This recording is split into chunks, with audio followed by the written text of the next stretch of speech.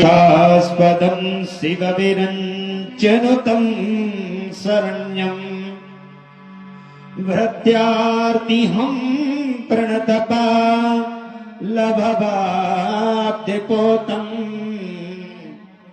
वन्दे महापुरुषते चरणारविन्दम्। कथा प्रारंभ होत है, सुनो वीर हनुमान, निज आसन पर आय के सदा करहूं कल्याण। बोले हनुमान जी महाराज की जय हो। जैसा कि नियम बनाया हुआ है, कुछ काम करने से पहले वह काम भगवान को समर्पित करते हैं तो वह कार्य भगवान का हो जाता है और भगवान ही उसको संभालते हैं। आइए आप और हम सब मिलकर के कुछ क्षण भगवान नाम संकीर्तन का गान करते हैं।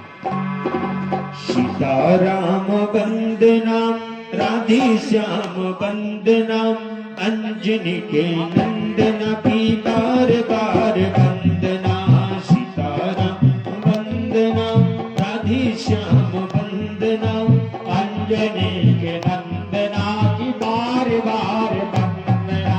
सीताराम वंदना, राधे श्याम वंदना, बजाते हुए देवी नंदना की बार बार वंदना। सीताराम वंदना, राधे श्याम वंदना, अंजनी की नंदना की बार बार वंदना। गणपति जी की वंदना, गौराज की वंदना, गणपति जी की वंदना, गौराज जी की वंदना। गणपति जी की वंदना, गौराज की वंदना, गणपति जी की वंदना, गौराज जी की वंदना। बाबा को शंकर की बार बार वंदना, बाबा भोले शंकर की बार बार वंदना। सीताराम वंदना, राधे श्याम वंदना, अंजनी के नंदना की बार बार वंदना। सीताराम वंदना, राधे श्याम वंदना, अंजनी की लालना की बार बार वंदना। दुर्गा जी की वंदना, काली जी की वंदना, दुर्गा जी की वंदना, काली जी की वंदना। दुर्गा जी की वंदना, काली जी की वंदना, दुर्गा जी की वंदना, काली जी की वंदना। मैया सिरों वाली बार बार वंदना, मैया सिरों वाली की बार बार वंदना। सीताराम वंदना, राधे श्याम वंदना, अंजनी के नंदना की बार बार वंदना। सीताराम वंदना, राधे श्याम वंदना, अंजनी के नंदना की बार बार वंदना। अंजनी के नंदना की बार बार वंदना। बोले हनुमान जी महाराज की, धुष्का सरकार की, खेड़ापति सरकार की। सिया राम मैं सब जग जानी, करहो प्रणाम जोर जुग पानी। इस ध्वनि यंत्र के माध्यम से जहां तक मेरी आवाज जा रही है, मंच पर समुपस्थित विद्वान विद्वजन हमारे श्री शत्रुघ्न भैया, श्री शत्रुघ्न दास रामायणी जी मंच पर मंचासीन, हमारे सामवेद के ज्ञाता संगीतक भाई और यहाँ सोमपति श्रोता भक्त समुदाय और इस ध्वनि यंत्र के माध्यम से जहां तक मेरी आवाज जा रही हो वहां तक के सभी भक्तों को जय सिया राम। जैसा कि अभी हमसे पूर्व श्री शत्रुघ्न भैया बता रहे थे कि रावण के बारे में बता रहे थे। अरे भाई, रावण की तुलना कोई नहीं कर सकता। एक कहावत है कि रावण ने कभी भी, रावण के पास इतनी सच्चाई थी कि जब तक सीता मैया रावण के यहां रही लंका में, तब सीता मैया पर तब तक रावण ने अपना हुक्म नहीं चलाया, कभी भी सीता मैया से जबरदस्ती नहीं की। सुंदरकांड में चौपाई आती है, रावण जब गया तो सीता मैया से हाथ जोड़कर कहा कि हे सीते, बस एक बार तुम मेरी ओर देख लो, बस एक बार बिलोक मम ओरा, हे सीता तुम एक बार बस मेरी तरफ देख लो। रावण ने कभी भी कुछ ज्यादा, कभी भी सीता मैया से जबरदस्ती नहीं की। और जो रावण को जलाते हैं, कभी वो अपने मन में, अपने हृदय में झांक करके देख लें कि जो रावण को जलाते हैं उनके अंदर कितना कपट भरा हुआ है, कितने उन लोगों ने पाप किए हैं। अगर वह अपने पाप को पहचान लें तो कभी रावण को वो जलाने की चेष्टा ही ना करें। रावण कैसा, रावण के पास जब शूर्पणखा गई नाक और कान कटवा करके, तो रावण ने कहा, कहा ये नाक कान कटवा करके आई हो? तो शूर्पणखा ने कहा कि जंगल में दो राजकुमार आए हैं, राम और लक्ष्मण, उनके साथ एक सुकुमारी है, उसका नाम है सीता। जो छोटा वाला है ना लक्ष्मण, उसने ये मेरे नाक और कान काट दिए हैं। तो रावण ने कहा कि तुम खरदूषण के पास नहीं गई? तो शूर्पणखा ने कहा कि मैं खरदूषण के पास गई थी, लेकिन खरदूषण को मैंने मार दिया। तो रावण ने सोचा कि खरदूषण मोहि शम बलवंता, और इन्हीं को मारे बिनु भगवंता। अरे जितना बल खर में था उतना ही बल रावण में है, और जितना बल दूषण में था उतना ही बल रावण में है। अरे खरदूषण मेरे समान बलवान थे, इन्हें बिना भगवान के कोई मार ही नहीं सकता। जो रावण ने देखा कि भगवान आ गए हैं तो उसने माला झोली उठाई और माला में हाथ डाल करके राम राम जपने लगा। जब राम राम जपा तो थोड़ी देर बाद उसको ध्यान आया कि हो ये भजन नहीं तामस देहा। अरे हम यहाँ क्या कर रहे हैं, मेरी तो ये तामस देह है, और तामस देह में मैं कभी भजन कर ही नहीं सकता। जो तामसी होता है वह कभी भजन कर ही नहीं सकता। अब क्या करे? तो रावण ने कहा जब भजन नहीं कर सकता तो प्रभु हमें प्राप्त कैसे हो? तो रावण ने कहा तैसन जाय बेरे हट करहूं। अब तो एक ही उपाय बचा है क्या, कि भगवान से जाकर के अगर भजन नहीं कर सकता तो क्या हुआ, भगवान से युद्ध तो कर सकता हूं। अब हम भगवान से युद्ध करेंगे। तो अब युद्ध कैसे करेंगे? तो योजना बनाई। रावण का एक मामा था जिसका नाम था मारीच। रावण की मारीच से बनती नहीं थी, और जब रावण मारीच के पास गया और मारीच मामा को दूर से प्रणाम करके बोला, दशानन रावण का मामा मारीच के चरणों में प्रणाम स्वीकार हो। तो मारीच एकदम सावधान हो गया। क्यों? कि नवन नीच की अति दुखदाई। जो नीच व्यक्ति होता है, अगर वह नीच व्यक्ति झुकने लग जाए, दूर से ही पालागन करने लग जाए और बड़ी बड़ी दंडवत, बड़ी बड़ी राम राम करने लग जाए, तो सावधान हो जाना, ये तुम्हें घात करने वाला है। जब मारीच को प्रणाम किया तो मारीच सावधान हो गया, ये क्या करने वाला है।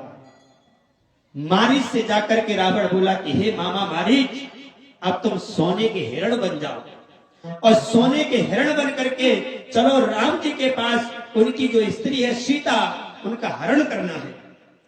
तो मारीच ने कहा रावण, ये कैसी बातें कर रहे हो? वह सीता कोई मामूली नहीं है, वह जगदम्बा है और राम जी भगवान है, और तुम उस जगत जननी जानकी का हरण करने की बात कर रहे हो।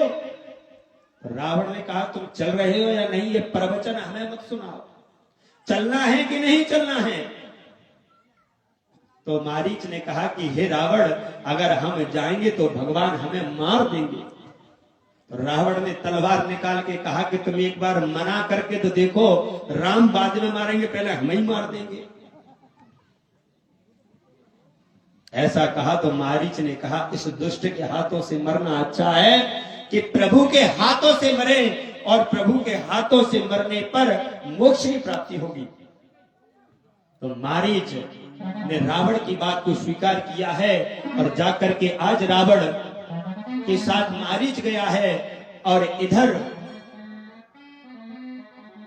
लक्ष्मण जी, पंचवटी की बात, लक्ष्मण जी वन में गए थे कंदमूल फल लेने के लिए। तो सीता मैया से भगवान ने कहा कि हे जानकी, अब कुछ लीला करने का समय आ गया है। तो जानकी मैया ने कहा कि प्रभु मेरे लिए क्या आदेश है। तो जानकी मैया से भगवान ने कहा कि तुम पावक महो करहु निवासा। तुम पावक महो यानी तुम अग्नि में निवास करो। कब तक? कि जब तक मैं निशाचरों का अंत नहीं कर देता तब तक आप अग्नि में निवास करना। तो सीता मैया अग्नि में प्रवेश कर गई और निज प्रतिबिंब राखत ही सीता। सीता मैया ने अपना फोटो स्वरूप अपनी छाया को वहां राम जी के पास रख करके और सीता मैया अग्नि में प्रवेश कर गई।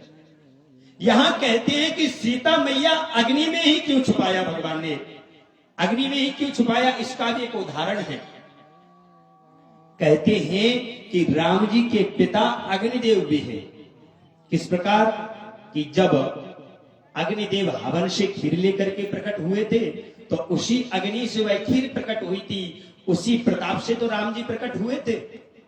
तो इस हिसाब से सीता मैया के ससुर हुए हैं अग्निदेव।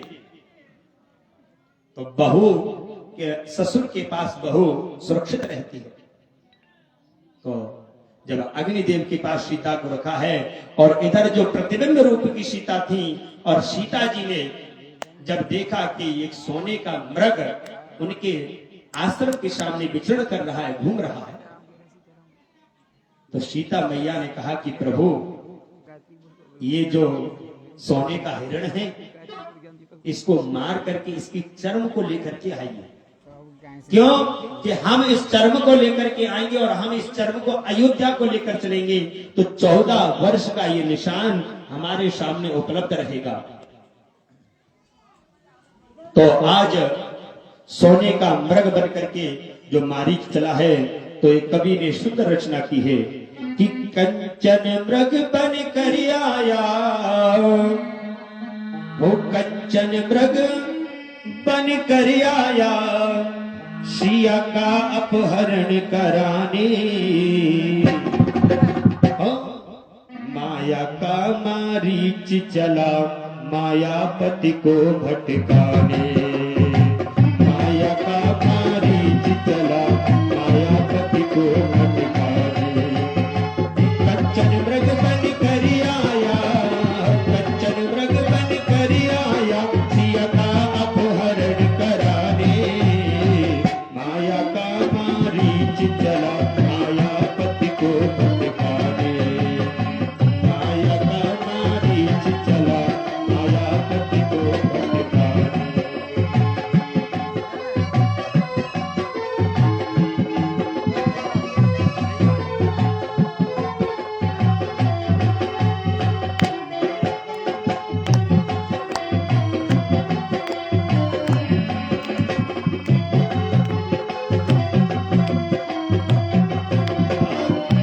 सीता मैया ने, ऐसा कहा गया है कि सीता मैया ने कभी भी आदेश नहीं दिया राम जी को, जो प्रतिबिंब रूपी सीता है उन्होंने आदेश दे दिया।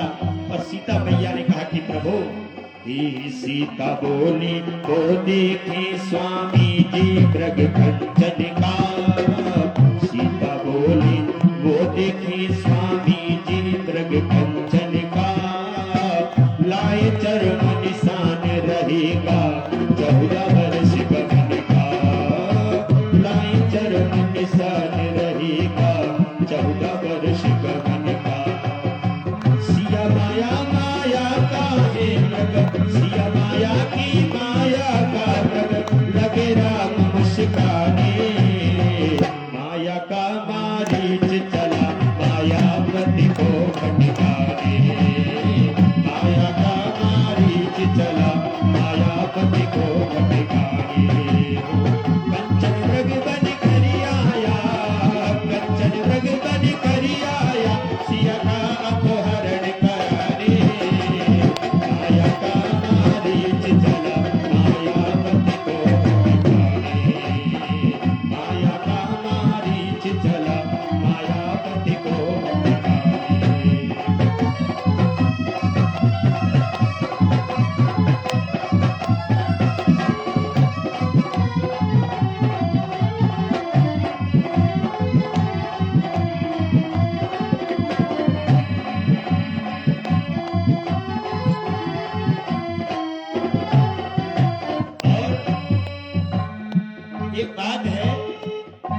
उस आश्रम के सामने करोड़ों लाखों हजारों मृग घूमते थे, लेकिन कभी भी जानकी मैया ने उन मृग को मारने के लिए नहीं कहा भगवान से।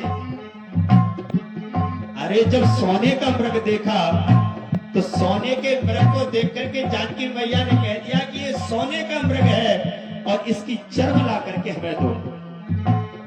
और माया क्या है? ये सोना ही तो माया है। इसी सोने के चक्कर में हम लोग लगे रहते हैं, इसी सोने के चक्कर में हमारा सोना भी बंद हो गया। हम महाराज सो नहीं पाते रात रात भर, क्योंकि ये सोना हमारे पीछे पड़ गया है ना। और सबसे बड़ी माया भी है सोना ही है। तो कहती है माया सोना है, इसके आगे यह जगत खिलौना। माया सोना है, इसके आगे यह जगत खिलौना। कितने लोगों को जीवन भर सोने दिया न सोना। कितने लोगों को जीवन भर सोने दिया न सोना। और राम चली सोने के पीछे, राम चली सोने के पीछे, हम सबको बदलाने। माया का मारीच चला मायावती को भटकाने। माया का मारीच चला मायावती को भटकाने। वो कंचन मृग बन कर आया, कंचन मृग बन कर आया, सिया का अपहरण कराने।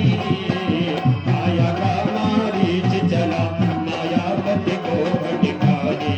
हो माया का मारीच चला मायावती को भटकाने।